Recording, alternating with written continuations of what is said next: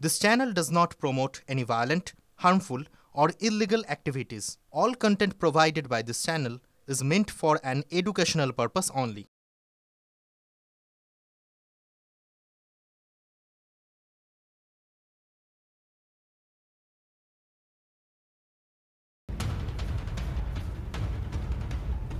এবার পরের খবর, বাবাকে পায়নি তাই ছেলেকে গ্রেফতার করা হয়েছে এমনটা দাবি পুলিশের সূত্রে। বিজেপি নেতা রাকেশ সিং এর ছেলে শিবমকে গ্রেফতার করা হয়েছে। শিবম সিংকে গ্রেফতার করলো এন্টালি থানা। কোথায় রাকেশ সিং জানাতে অস্বীকার, সেই কারণেই গ্রেফতার রাকেশ পুত্র, খবর সূত্রের।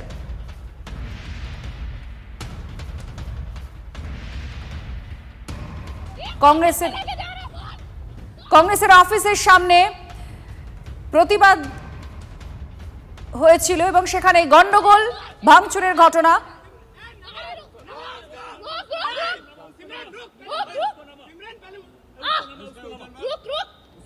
किस बेसिस पे लेके जा रहा बोल? कहाँ का पुलिस है बोल? कहाँ लेके जा रहे आप लोग? कहाँ लेके जा रहे हैं उसको? किस बेसिस पे लेके जा रहे हैं? किस बेसिस पे लेके जा रहे हैं? किस बेसिस पे लेके जा रहे हैं? किस बेसिस पे?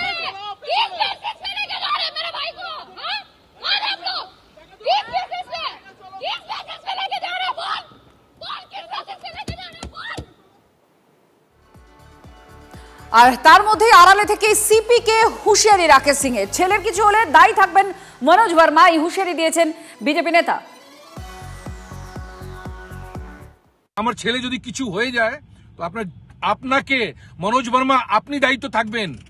আমি মমতা ব্যানার্জিকে দায়িত্ব করব না, কেন কি আপনি অশোক অস্তম লাগিয়ে একটা আইপিএস এর চাকরি করে এই যে চটি চাটছেন, সেটা আপনার আগামী আসার দিনটা খুবই খারাপ। আজকে আমার ছেলে উপরে যেটা হাতটা দিয়েছেন খুবই খারাপ করেছেন আপনি। আর এই ঘটনার পর রাজনৈতিক প্রতিক্রিয়া আমাদের কাছে কি এসেছে শুনুন। পুলিশ তাকে ধরতে পারলো না, এই অপদার্থতা, সেটা কি মুখ ঢাকা যায় ছেলেকে গ্রেপ্তার করে?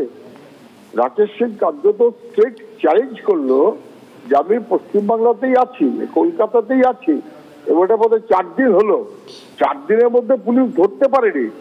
লজ্জায় মুখ লুকোবার কোনো জায়গা নেই। রাকেশ সিংকে গ্রেপ্তার হবে, নিশ্চিন্ত থাকুন, অপরাধী ছাড়া পাবে না। রাকেশ সিং এর ছেলে তার বাবাকে লুকোতে পালাতে সহযোগিতা করেছে, অপরাধের সহযোগী হিসেবে তাকে ডিটেইন করেছে পুলিশ। যদি মনে হয় এই গ্রেপ্তার বেআইনি, কোর্টের রাস্তা সবার খোলা আছে, কোর্টে যান, কোর্টে বুঝে নেবে কলকাতা পুলিশ। কোনো অপরাধীকে রেয়াত করা হবে না। আমি রাকেশ সিং এর কর্মকাণ্ড নিয়ে আমাদের মনে দ্বিধা থাকে, দ্বন্দ্ব থাকে। হ্যাঁ, যেভাবে হয়েছে সেইভাবে ঘটনাটা না ঘটলে ভালো হতো, কিন্তু হ্যাঁ, এইভাবে তার ছেলেকে ধরে নিয়ে যাওয়া 1, আর 2, আমার বক্তব্য হচ্ছে তৃণমূলের ধরে নিয়ে যাওয়ার অধিকার আছে। তৃণমূলের তখন আত্মসমর্পণ করার পালা।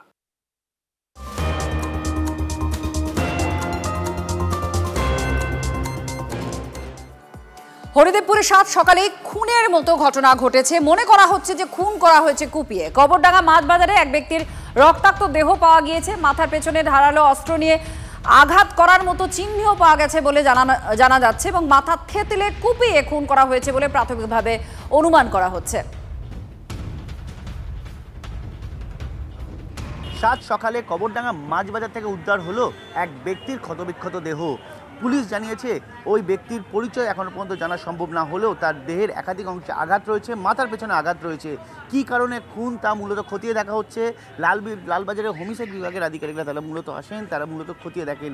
একই সঙ্গে পুলিশ ইতিমধ্যে সিসিটিভি ফুটেজ খতিয়ে দেখার চেষ্টা করছে, কিভাবে ওখানে কারা ছিল বা কিভাবে সে খুন হলো তার যোগসূত্র পাওয়ার চেষ্টা করা হচ্ছে।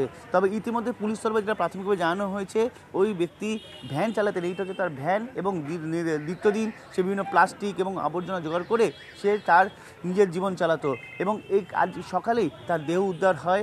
স্থানীয়রা তার দেহ দেখতে পায় ক্ষতবিক্ষত অবস্থায়। ঠিক আমি যে অমিতকে বলবো সেই স্পটটা দেখানোর জন্য, সেই স্পটে ক্ষতবিক্ষত হয়ে সে পড়েছিল।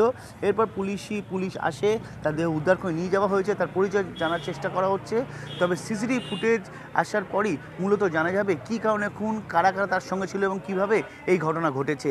ক্যামেরায় অমিত দাসের সঙ্গে সায়ন্ত ভট্টাচার্য, TV9 বাংলা, কবরডাঙ্গা, কলকাতা।